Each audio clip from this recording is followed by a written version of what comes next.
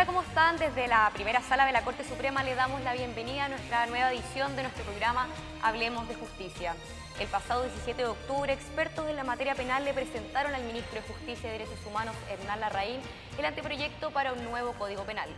Cuerpo normativo que data de 1874 y que este anteproyecto busca reformar. Justamente para este tema nos encontramos con Mauricio Rettig. Él es juez del segundo Tribunal Oral en lo Penal de Santiago. Magistrado, muchas gracias por estar acá. Gracias a ustedes por la invitación. Y además nos encontramos con Juan Domingo Acosta. Él es abogado, académico y miembro de la Comisión de la Reforma del Código Penal. Muchas gracias por acompañarnos. Muchas gracias a ustedes.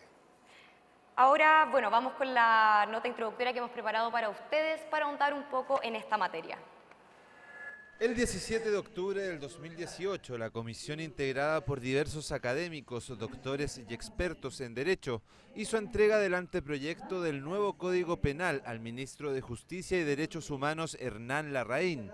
Los anteproyectos de 2013 y 2015 sirvieron como base para la formulación de un tercero que contempla como principal objetivo redefinir el sistema de penas actual.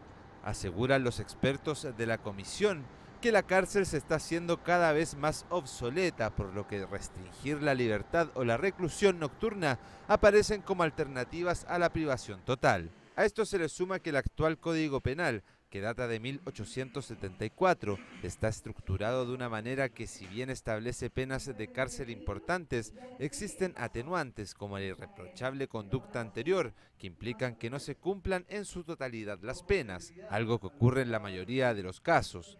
Este anteproyecto busca corregir esto y renovar parte importante de nuestra judicatura y adaptarla a la realidad de estos tiempos.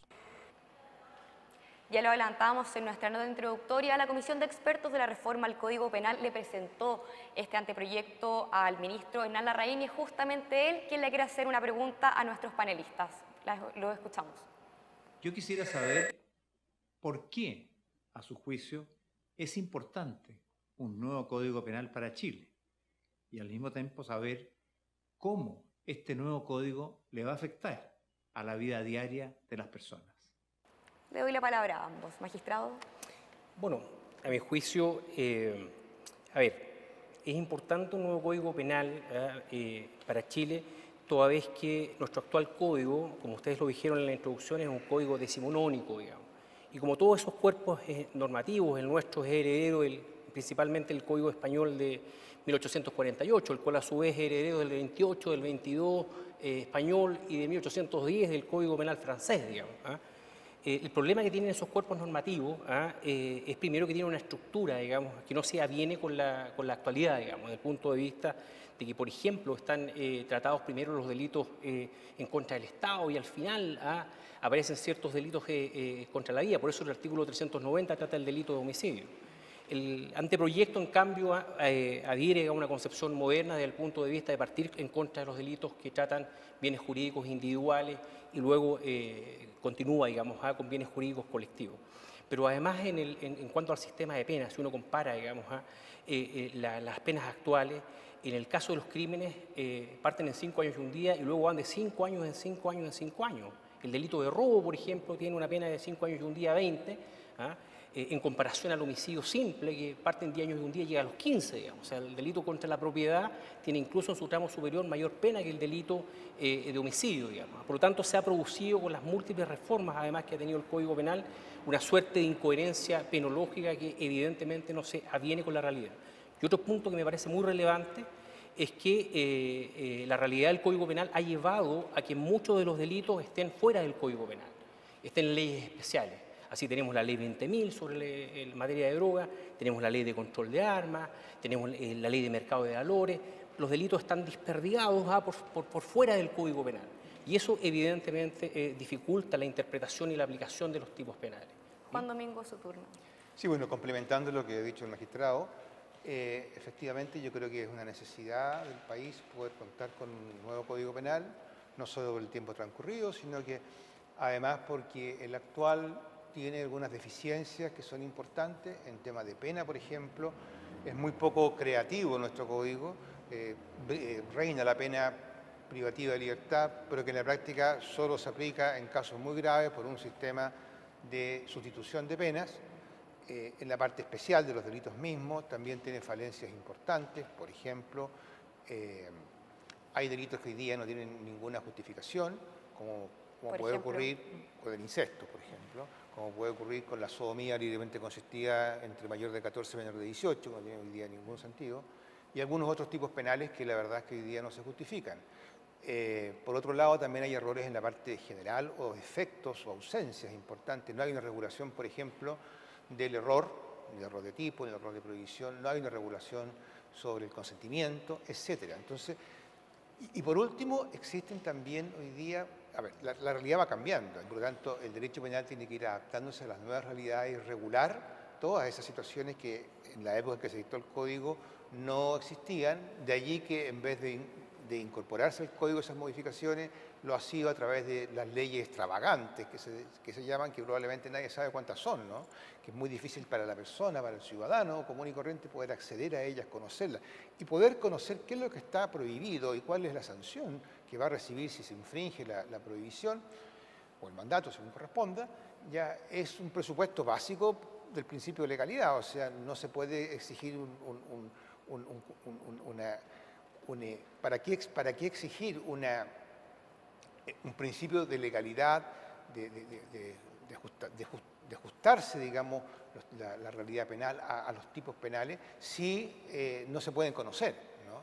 Entonces la idea de este código es que, de este anteproyecto de código, es tratar de acercar, digamos, a las personas, a los abogados, a todo el mundo, al conocimiento adecuado, a la comprensión de todo ese universo que es los delitos, las penas y el sistema en general, ya que existe, que le proponemos, digamos, al Ejecutivo en esta materia.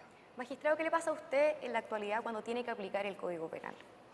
A ver, yo creo que si el código ha subsistido, digamos, a tantos años. Más de 140 años. Más de 140 años, precisamente por la interpretación que hemos hecho, digamos, a los aplicadores, digamos, del derecho, digamos. De hecho, buena parte de las instituciones que ahora en el anteproyecto se señalan, digamos, en la parte general, la teoría del delito, por ejemplo, como el error de tipo, el error de prohibición, qué sé yo, el tratamiento que se le ha dado en el anteproyecto al delito omisivo, por ejemplo, al delito imprudente.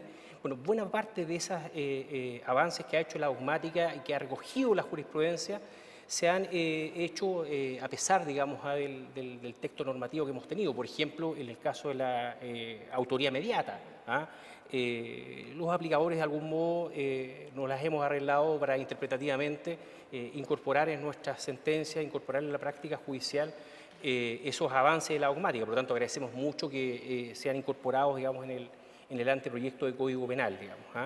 Por otro lado, de alguna manera, en cuanto a las penas sustitutivas, hoy en día, yo creo que el anteproyecto corrige, digamos, algo que se debería haber hecho cuando se reformó la 18.216, en el sentido de incorporar buena parte de estas medidas, de estas penas sustitutivas, como penas principales derechamente en el anteproyecto, digamos. Y yo creo que la verdad ese es un avance significativo desde el punto de vista de que sea ya pronto, ahora es un anteproyecto, esperamos que se convierta en algún momento en ley, que sea el Parlamento derechamente el que defina cuándo procede una pena distinta de la pena de prisión, distinta de la pena privativa de la libertad, en qué casos, en qué delitos.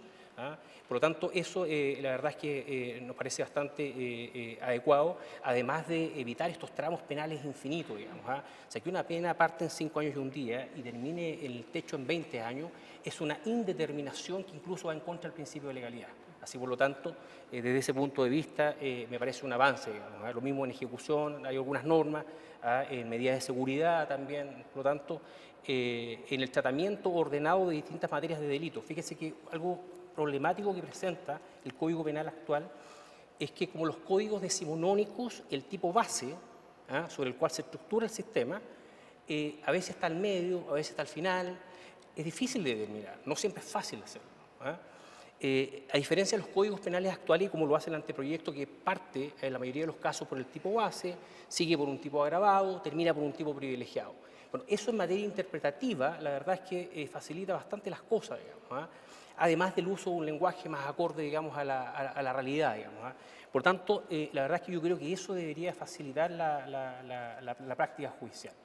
Tengo, eso sí, algunos reparos, digamos, desde el punto de vista de cómo está contemplado el sistema de determinación de la pena. ¿Ah? Me parece a mí que recurren demasiado a la técnica del reenvío. Por ejemplo, si tú quieres analizar la pena legal del autor de tentativa, luego tienes que hacer una remisión al artículo 60, 61, 62 del Código, que da un tratamiento a las atenuantes, que las clasifica ahora en muy calificada, calificada y ordinaria, cosa que de alguna manera, entiendo yo, complejiza las cosas. Y luego más encima hay una remisión a otro artículo, que es el artículo 66, digamos. La verdad es que me parece preferible que respecto de cada uno de los casos de la pena legal, sea el mismo artículo el que establezca, digamos, cuál es el tratamiento que se le quiere dar a cada uno de los casos y evitar el exceso de reenvío de una norma a una norma a una norma, porque eso complejiza en realidad la aplicación práctica. Juan Domingo, ya lo adelantábamos anteriormente, usted es parte de la comisión de esta reforma al nuevo Código Penal. ¿Cuáles son los grandes cambios que va a tener en el caso de aprobarse este proyecto? A ver, hay muchos cambios. Yo creo que esto es una mirada bastante distinta desde el punto de vista de un código, ¿no?, a lo que tenemos hoy día vigente. Hay cambios, primero, en la parte general, en lo que dice relación con los aspectos más generales, vale decir, rol de tipo, rol de prohibición, definición de delito, pero donde también hay un cambio importante en esa materia es en materia de pena, todo lo que tiene que ver con las penas. Algo adelantaba de eso el magistrado. A ver, el diagnóstico con que partimos, la verdad es que se partió el 2013 con este diagnóstico. Recogieron del anteproyecto del 2013 y del 2015 pasó lo mismo, ¿no? Un cierto acuerdo porque los miembros de la comisión del 2018 son, la idea que sean casi los mismos que estuvieron el 2013-2015, porque la idea era poder trabajar sobre ambos textos, ¿no?, y tratar de conseguir uno mejor o superado. El diagnóstico es que existe al día de hoy una separación muy grande, una distancia muy grande entre lo que es la amenaza penal en la ley, la pena de la ley, y la pena real o efectiva, ¿ya? Producto de una serie de factores. Uno de ellos es el exceso de penas privativas de libertad, estos tramos tan largos, que explicaba el magistrado, pero además el hecho de que se pueda, mediante las reglas de determinación de la pena, principalmente atenuantes y agravantes, bajar o subir de los marcos penales de manera muy simple, muy fácil. Y en segundo lugar, por el tema de las penas sustitutivas, ya que en el fondo lo que hacen es que hacen inaplicables, digamos, las penas que están como están amenazadas en el Código, ¿me entiende? Entonces, bajo ese diagnóstico lo que se trató fue hacer varias cosas y acercar lo más posible la pena legal, la que está en el Código, a la pena efectiva, sin perjuicio de dejarle, evidentemente, los ámbitos de discrecionalidad que le corresponden a los jueces y que tienen que ver con los matices de los distintos casos. Eso fue nuestro propósito desde el 2013, 2015, 2018, y yo creo que se logra de manera bastante amplia y, bueno, con reglas que son un poco complejas de explicar, pero si hay tiempo en otro momento podremos referirnos a ello. Este anteproyecto también proponía nuevos delitos, por ejemplo, la eutanasia, el aborto, la lesión al feto. Si nos pudiese explicar acerca de... Sí, bueno, hay una serie de nuevos delitos que tienen que ver con lo que explicábamos al principio, en el sentido de que el avance de la ciencia, de la cultura, va generando nuevas necesidades regulativas, ¿ya? Y la idea ha sido poder incorporar todos esos temas que hoy día una parte importante de ellos están en leyes especiales o extravagantes, ya incorporarlas al Código. Por lo tanto, efectivamente hay ciertas novedades, ya, por ejemplo, en materia de delitos contra la salud, ya, en materia de delitos contra la intimidad, por ejemplo, etcétera. O sea, la verdad es que hay una regulación hoy día mucho más profusa en ese sentido y que trata de abarcar todo lo que nos ha parecido a nosotros que debe estar combinado bajo amenaza penal, ¿no? Hablando justamente de eso, la regulación de penas, quiero que vayamos a la siguiente pregunta destinada al magistrado. ¿No le parece que, sin perjuicio de las penas que son bastante bajas respecto a la criminalidad sexual, pero parece guardar coherencia con el resto del cuerpo normativo que se está proponiendo, la forma en que están descritas los delitos sexuales parece llamar la atención que gran parte de los avances que se han logrado hasta ahora aparecen borrados de un plumazo, digamos, y muchas conductas que hoy día son constitutivas de delito quedarían en la impunidad. Eso en primer lugar, y en segundo lugar, también respecto a los mismos delitos, existe experiencia bastante comprobada a nivel internacional y también lo que ha pasado en nuestro país, que la indemnidad sexual parece ser el bien jurídico más relevante en estos delitos, que tiene que ver con el daño causado a las víctimas de los mismos. Sin embargo, el anteproyecto de Código Penal ese dato se lo guarda en el bolsillo y pone especial énfasis más bien en la libertad sexual. ¿Qué le parece esa forma de regulación? Magistrado, le doy la palabra.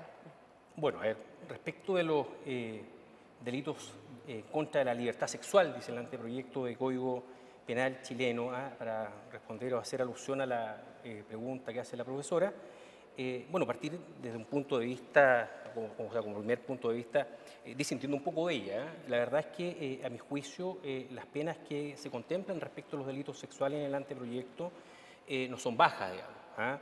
Y además, la verdad es que esa pregunta hay que responderla de un prisma global del análisis del anteproyecto Código Penal chileno, digamos. ¿Por qué lo digo esto? Porque si bien uno podría entender de que las penas son más bajas que las que asigna nuestro actual Código Penal chileno, como aquí de hecho ha dicho el profesor también, hay que tomar en consideración que el sistema de determinación de la pena, que contempla la parte general del anteproyecto, es un sistema, a mi juicio, en eso podemos diferir, digamos, pero bastante rígido, digamos, o sea, al punto que se llega incluso a introducir en la determinación judicial de la pena. Cuando uno ha determinado el marco legal de la pena y llega la hora de determinar el marco judicial de la pena, el juez en principio la pena que tiene que imponer es directamente el punto medio. Y luego, para ver si sube hacia arriba o baja hacia abajo, debe de alguna manera establecer una cierta argumentación. Y por cierto, evidentemente el deber de fundamentación me parece excelente y de hecho es la manera en que los jueces nos fundamentamos. Por nuestra fundamentación, no por una toga, no por un martillo, etcétera, etcétera, etcétera. Por lo tanto, hay que considerar ese primer aspecto. Y además otro aspecto que hay que considerar es que respecto de los delitos que son más graves en contra de la libertad sexual o de indemnidad sexual, que es el tema que también le preocupa a la profesora Santibáñez, ojo, en muchos de ellos la única pena posible es la pena de prisión. La única pena posible es la pena de prisión, por lo tanto eso es cárcel sí o sí. Vale decir, aquí hay una decisión de los comisionados de decir, mire, frente a tales delitos nos parecen graves, y por lo tanto la respuesta penal aquí no puede ser otra que no sea la cárcel. Entonces, desde ese punto de vista, evidentemente los marcos penales tienen que ser bastante más ajustados. Y por lo mismo, yo diría que, lo digo porque evidentemente este anteproyecto, bueno, la idea es que vaya, digamos, al Congreso. Ese sistema de determinación de la pena, de alguna manera, como actúa sobre estos marcos que son rígidos, el juez no puede salirse del marco penal, eso es un hecho objetivo.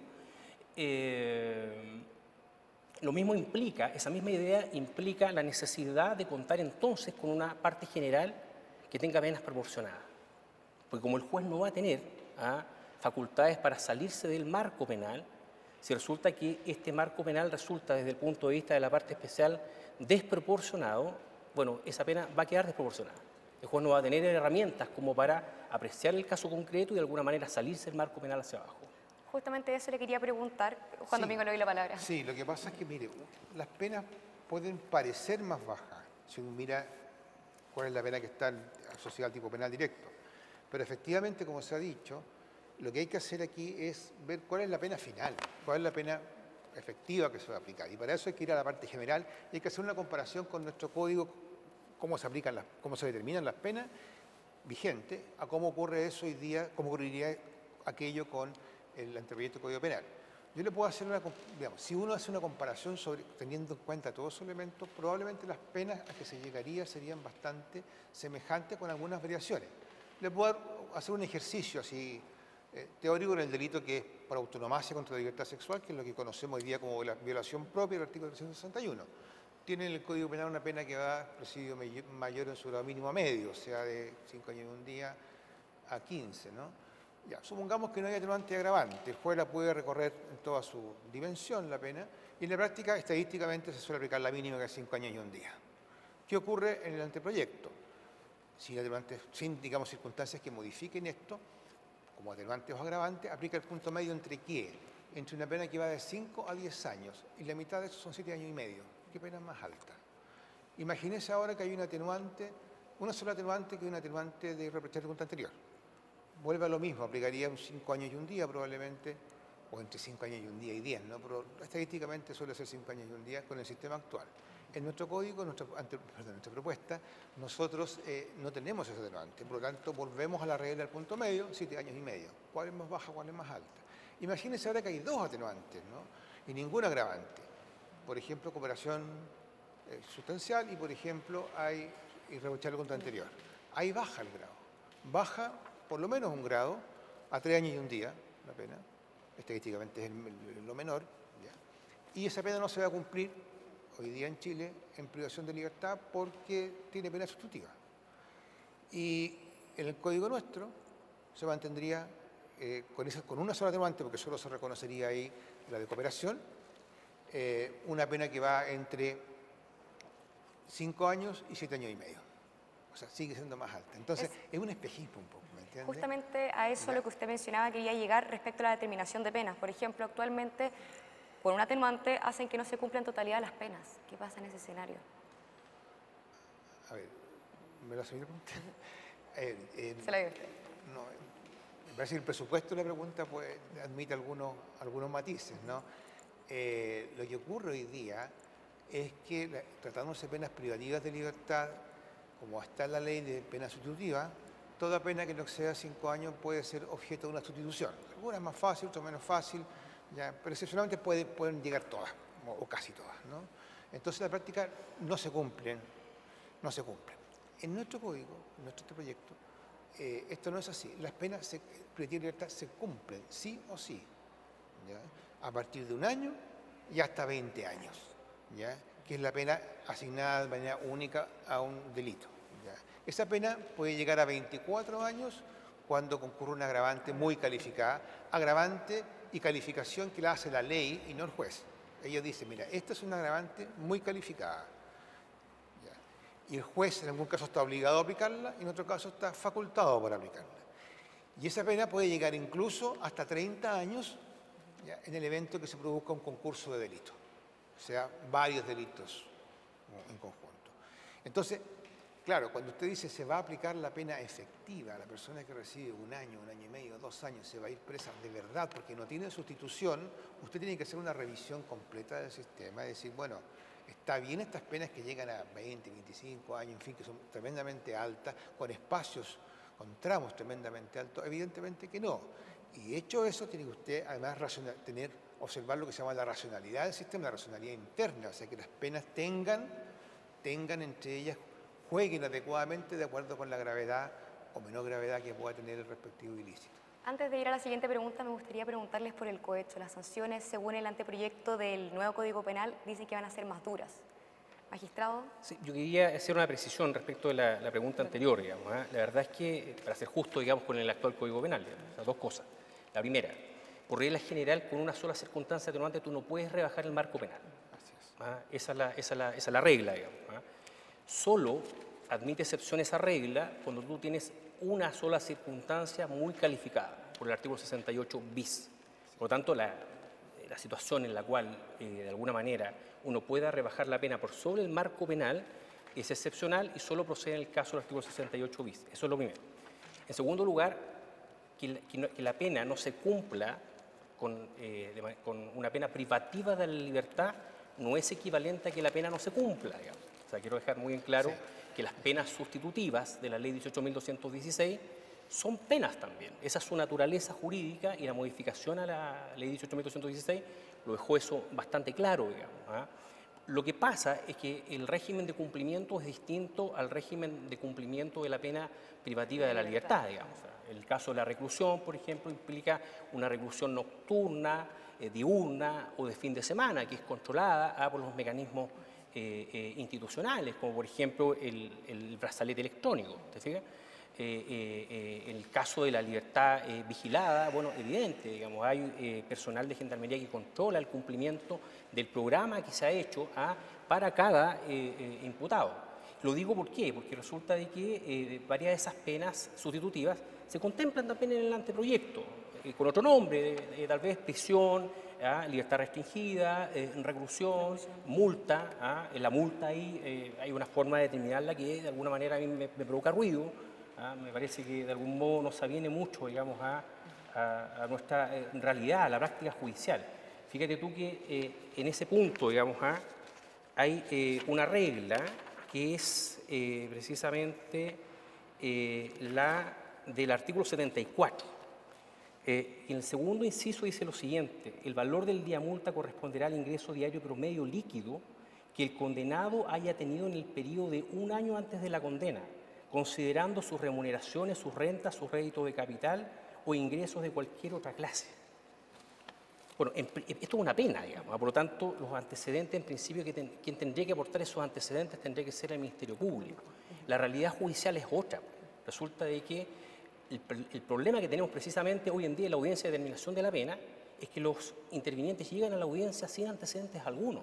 Entonces, mi pregunta es, ¿acaso va a ser el fiscal el que va a tener que estar averiguando, digamos, cuál es la renta, cuál es el promedio, cuáles los pros y los contras del ejercicio tributario que tuvo el imputado el día anterior? Porque esa no es la realidad del imputado promedio que tenemos. El imputado promedio que tenemos no tiene rentas formales. Y en varios casos, de pronto, bueno, por algo está ahí, digamos, varias de sus rentas, digamos, son ilícitas, digamos.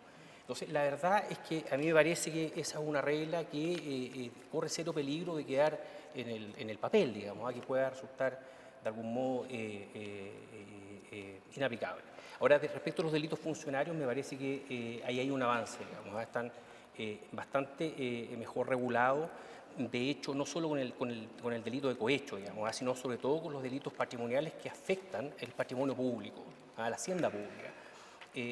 Ahí hay tipos penales, por ejemplo, que no estaban contemplados en el Código Penal actual. Entonces, desde ese punto de vista, a mí me parece que el anteproyecto es un avance, claramente. ¿Usted, Juan Domingo? Sí, una aclaración también respecto del tema del sistema de penas de multa, días multa, ¿no? A ver, el problema es el siguiente. Hoy día en el Código Penal las penas de multa son extraordinariamente bajas, más bien simbólicas, son menores, pero además tiene una cosa que es mucho más grave, ¿no? Que son iguales para todos, y la verdad es que la realidad económica de todas las personas es distinta. Y para que una pena produzca su efecto, tiene que afectar a la persona como es, ¿me entiendes?, con su situación. Y lo que se ha querido con el sistema de penas días multa, es fijar el monto de la multa en atención a los ingresos de la persona. ¿Ya?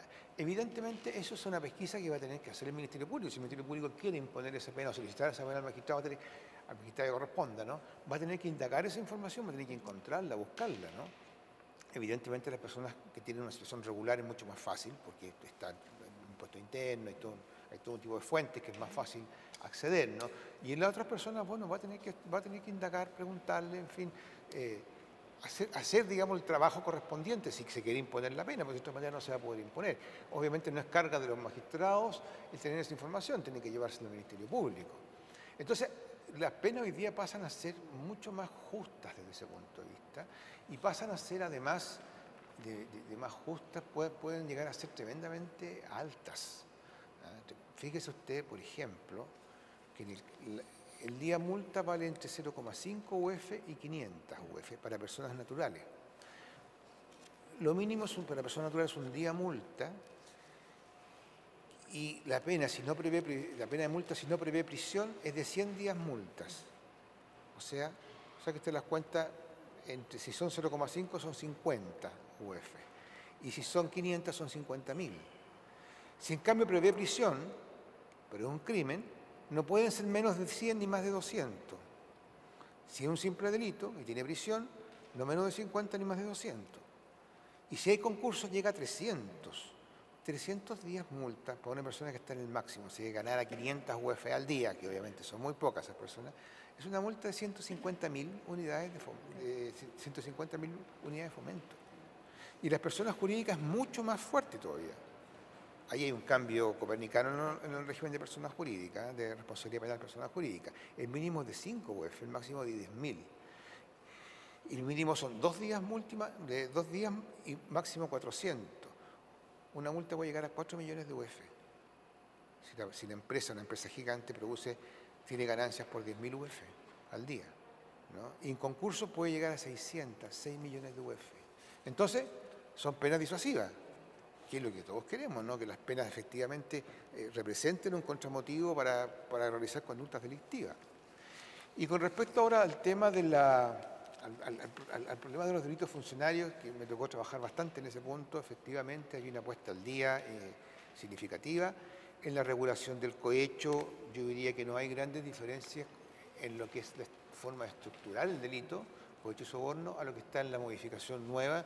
No existe el cohecho simple, no requiere contraprestación, o sea, es muy parecido. Las penas son distintas, ¿ya? Son, tal como están amenazadas en la ley, más bajas, pero reitero, eso hay que verlo una vez que se determina la pena efectiva conforme ya a las reglas vigentes y hacer la comparación entre un sistema y otro, y probablemente no van a ser tan distintas también. Bueno, ya se nos acabó el tiempo en nuestro programa Hablemos de Justicia. Les agradecemos, magistrado Mauricio Rettig, por haber estado con nosotros en nuestro programa, y también Juan Domingo Acosta por acompañarnos en esta edición. Muchas gracias. Muchas gracias. Y a ustedes los dejo totalmente invitados para que nos sintonicen, vean nuestros materiales y nos vemos en una siguiente edición de Hablemos de Justicia.